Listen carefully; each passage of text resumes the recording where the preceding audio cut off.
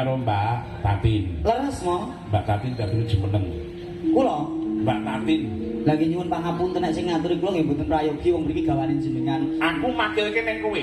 Jenengan wakil teng kula. Heeh. Biasane wakil 100 semua. Tak bayar kenceng. Matur Mbah nuwun. Kepareng ninggal dawuh Mbak Yu, dawuh saking Pak Dalang kula minangka utusanipun kinancingan arta 100.000 pareng panjenengan dherek jumeneng. No? Iya. Tak aturi jumeneng alon-alon ya, Pak. Dikai piro? Dinai piro? 100. Aku biasanya nek ngadegi 300. Aduh. Nun sewu mo. Mosok wakil guru 100 engko ngrasake 300 mo. Ya tambah. Emang iki. Aduh. Iya. Pak Teguh kula mboten sangu. Alah iki ngopo. Tekok Kubo kuwi.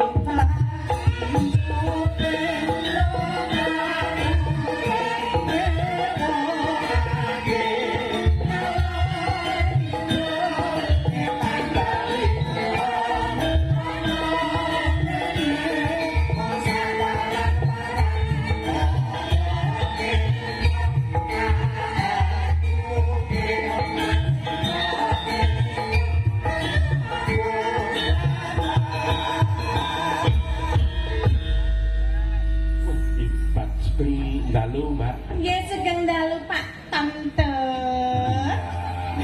Oh, iki perbu adikku. sinten? Iki Mbak Latin iki perbu adikku. Nek diurutke saka dhuwur ngono adikku pernah. Nek saking dhuwur berarti kula ngisore jenengan. Ora ngene. Sik to. Saka mbah-mbah ngisore piye.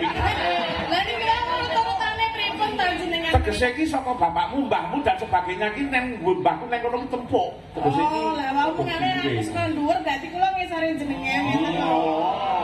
Horor, jenenge horor ngono kuwi. Ora lho, jenengan sing mungal ki ambak kok. Lha iya ning kan karepku aku yo ngono kuwi. Urutane saking dhuwur mengisor.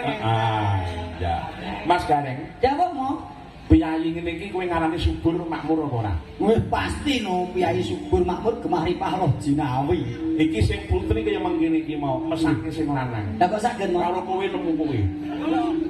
Apa nggih jenengan iki? Oh, kandhani kok. Jenengan ampun gak sia lho mo. Ora gak sih kenyataan kok. Lho, perkarane. Perkarane piye? Lagi perkarane nopo kok? Lha nuwun sewu sing lanang iki mau kulo aking nek sing putri iki mau mesti gedhe-gedhe ngene iki mau. Mergo kemakmurane iki mau sing ngepek iki mau sing wedok.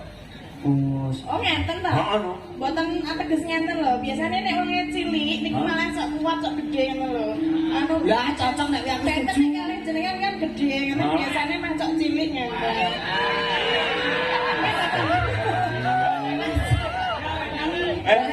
Nek niku aku cocok. Maksudku dong ora.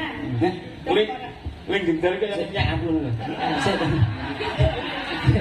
Musik iki. Ah, iya. Mbak Yu, nun sewu lho, ora kok teges aku iki piye tapi ini aja sok ngendika sing ngono kuwi. Maksude nek sing cilik kuwi sok gedhe, Sok gedhe. sing gedhe sok.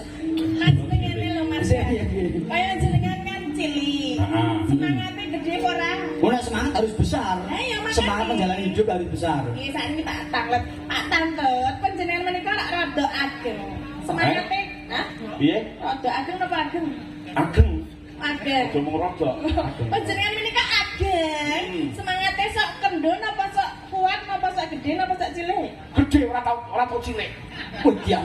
Semangatku. Oh berarti beda. Nek ngono aku biasanya nek gedhe ngono iki kok cilik lho Mas. Nun sing tak anak urus. Gedhe terus mboten cilik. Ora tau cilik. Ndane apa gele iki? Ora perkara kuwi reng sing gedhe iki semangate. Lah iki Karena berjuang mencari nafkah. ning kan mboten saged to mo. Jenenge wong semangate gedhe nek nuju istirahat tetep ngasung klarengke rasa, klarengke pikir nggih tetep dikendoni to mo. Ora. Hah? Nek ora mikir ora kendoni, pokoke gedhe terus. Iya. Apik iki berarti aku. Apa ini? Ki model aneh lho iki. Hah? Perlu dilestarikan iki. Wah, menungso kaya ngene iki saiki ora tak meneh. Lah nggih. Nek besok dipun malih mawon iki ben. Cangkemmu. Ya nek semangate tetep gedhe. Semangatnya harus luar biasa. Kados dene semangatipun Pak Bupati ugi Pak Wakil Bupati terpilih, anggenipun mengemban amanah nyatanipun saderengipun ringgitan niki wong gelar rapat demi kemajuan Kabupaten Grobogan. Menunjukkan tekad dan semangatnya untuk memimpin Kabupaten Matur sembah nuwun. Tepuk tangan untuk Pak Bupati Pak Wakil. Nggih, kula nuwun Rama Bupati kalian Wakil Bupati. Nggih. Menika Derek tepang menika nami kula Tatin Titot saking Sentolo Kulon Progo Yogyakarta nggih. Nika lantaran Mas Gareng kalian Mbak Dwi kula saged sowan wonten ing mriki ngaten. Kula nggih namung WA niku nggih utusanipun para-para ya alhamdulillah. Matur sedanuwun nggih Pak Tante. Lho nek ra ning perintah sing aku ora mungkin nekake kowe. Oh lho lho. Nekake pripun? Tegese iki kalau kowe sampean ora mungkin tekan kene. Oh lho lho lho. Lah Duwi karo Mas Gareng iki mau enake sapa ki jodone? Oh lho lho lho. Oh tatin, gaya adikku ngono. Wis kok 750 wis gelem aku ya. Nuwun sewu. Jenengan ampun gemedhe. Sing duwe karasan kene iki aku kok. Lho jenengan rene sing ngusulke iki kula. Mbak Tatin niku adikku ponakan kok ora manut aku. Lho lho lho. Lah kula jenengan ngono kuwi. Lho lho lho. Lah aku sing ngusul kene iki titis, ora kowe. Lho titis kok aku 7 tahun. Lho titis iki nek gak manut Mbak Dwi ora mungkin. Gareng nek dialeke. Rombongane jenengan pinten? 40. 40 boloku kabeh. Aja kan ngantiku. Aku pengen di. Aja dikapak-kapake. Aja kapak-kapak nek mas aku. Iya. Nah mas aku mung man sing kecak ngene itu. Iya. Nggih, jatah to niku. Heeh. Ngandani yo. Iya.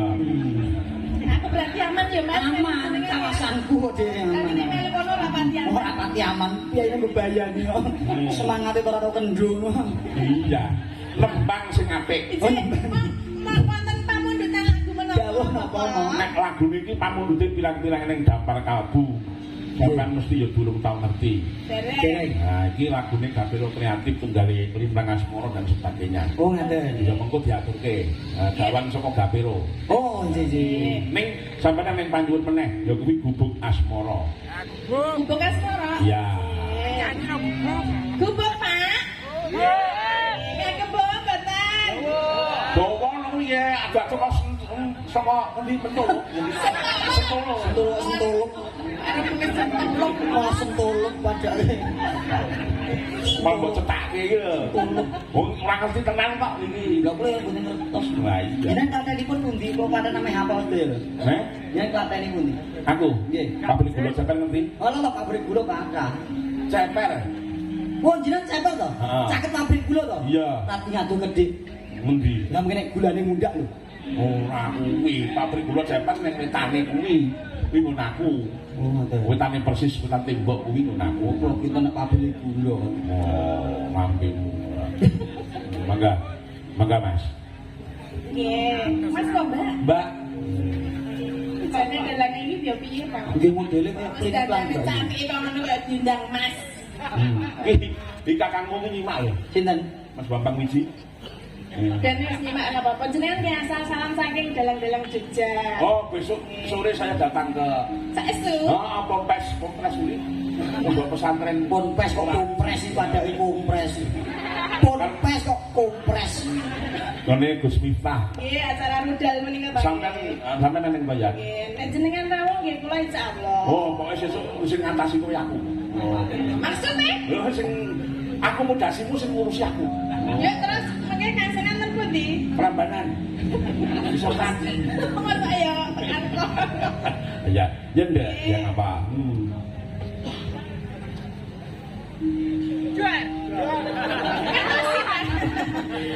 Iki modele iki kok modele kok ngene modele iki modele. Ose yo ngomong jenenge wong arep nembangi nata nafas. Oh, nata nafas. Nata tindingan bareng iki kudu ngono lho, Mas. Tak kintunke kagem Mas Purdinamo karo Pak Mudin saka Karangjawa. Oh nggih. Pak Jeki, Mas Bunjung. Mangga terus ki. Nyingkar nyingkur.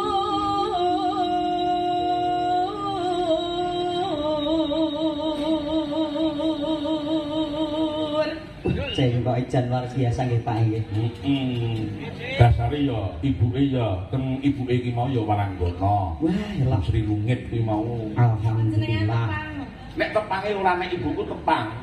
Maksudnya gak ngertos. Ya ngerti no. Iki wae mae dijodohke tenanan apa? Kalau mboten krungu kabare to. Kowe iki dhisik iki cilianmu ki alah klimul iki. Kudu jotos ya. Sinten? Mbak Yu. Jenengan kok dadak nekokke upama dijodohke tenan apa jenengan ya kersa. Ya delok-delok. Sing delok apane? Semangatin mau lho. Oh, semangat. Iya. Padha duwe bojone kok dhisik pancene dijodohke ning gandeng petisi cilik kae aku mung kudu dupak wae aku wegah. Mbok sakniki jajal di dupak. Ora kalau sikilku dupak kok labene iki. Saiki dupak ya genti ya. Saiki yo gedine sakmene adikku wedok dan cantike. Ah, biasa. Wong lanang iki ngono kuwi. Lah sing tembung loro-lorone kae.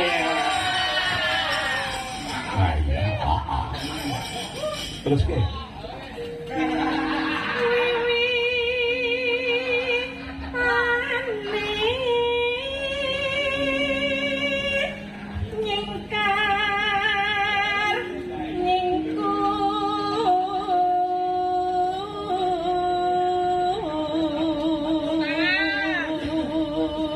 Tepuk tangan. Iki lali tak. Iki metu tepuk tangane. Iya. Nggih, matur sembah nuwun. Iki jane kaine iki dibuka iki sampe kok kono sing mirsani penak.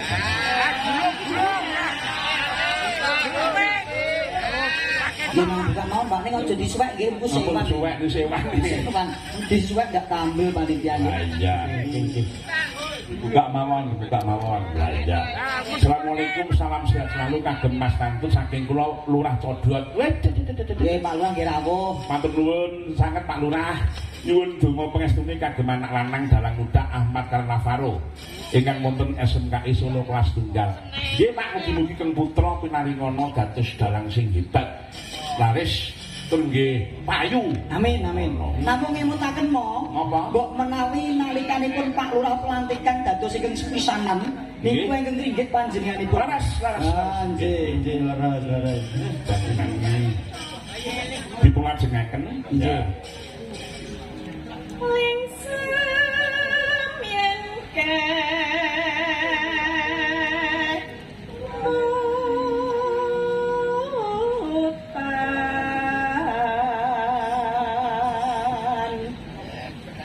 kelampahan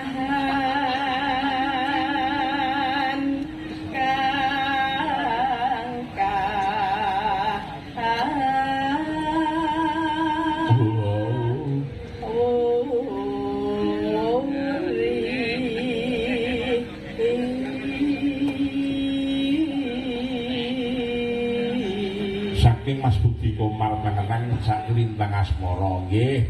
Matur nuwun sangat Mas Budi namung Melayu channel nggih. Muga matur nuwun sangat tang kantun panjenenganipun Pak Gofar, Mas Taufik, Mas Yogi Bagong. Halo Pak Kantun, aku pun. Halo. Untuk baterai kantun. Modele ngene modele. Ya mutune. Aku kaget pindho lho. Aku kaget pindho lho iki modele. Ya lho Pak, niki kawasan kula lho. Iya ya ngerti. Halo Pak Tantun. Kuwi mergo ki mau anak titis saking kulinane dhisik. Monggo dipunlajengaken. Ya.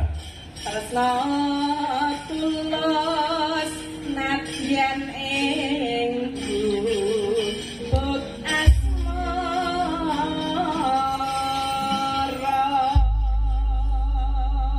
Mas Gareng, Dawuh mo, pengarangipun menika Mas Jitul. Mas Jitul. Sumarji saking Tulungagung menika dalu menika nggih mirsani. Alhamdulillah. Alhamdulillah Kakang Jitul ya mirsani saking Tulungagung. Nggih ngiras pantes nyuwun pangestunipun dasaripun anggitanipun nggih didamel nyambut damel saben wonten dados berkah barokahipun tiyang kathah mugi dados ladang ibadah. Amin. Amin. Piyayinipun ora nyuwun royalti apa-apa kejaba mung disebut asmane nek sing ngarang ki mau Mas Jitul. Mas Jitul nggih siap. Pak Lilik Sugiarto saking Kampariyo nggih kepala mirsani matur nuwun, Pak Haji Suradi Kuwasa matur nuwun sangat. Oh iya Pak Gofar Nolokerto matur nuwun sangat. Ya mangga diaturke irama sak lembar mengko dirangkepke gagrag Tulungagungan terus mengko diseragenke. Oh iya. Di anak lanang anak bungutku ya teko. Cinta. Pras ganden lha. Dasiat tos. Mangga diaturke, ya mangga. Yen liwat aku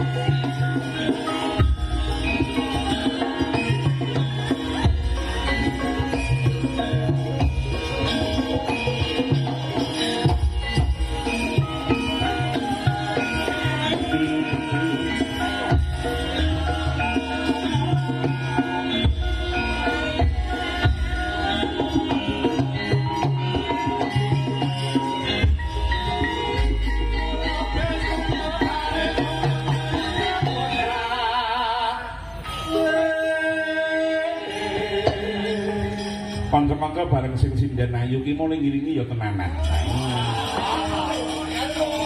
Alhamdulillah, bulet. Matur sudah nuwun nggih kanca-kanca. Nggih, ampun ngiringi kanthi semangat. Gapero niku grup karawitan barometer karawitan se-Indonesia. Gapero niku karawitan terbaik nomor 2 se-Indonesia. Nomor 2 ki. Kedua, Nomor 2 kok ngendi? Nomor 2 se-Indonesia, Mo. se-Indonesia. Nomor 1 sapa? Gusti Allah. Jadi Gapero kalau Gusti Allah cedak banget bener. Iya. Maksudnya berkah itu, Mo. Oh ngono, iya. Mangga dipun lajengaken Dik.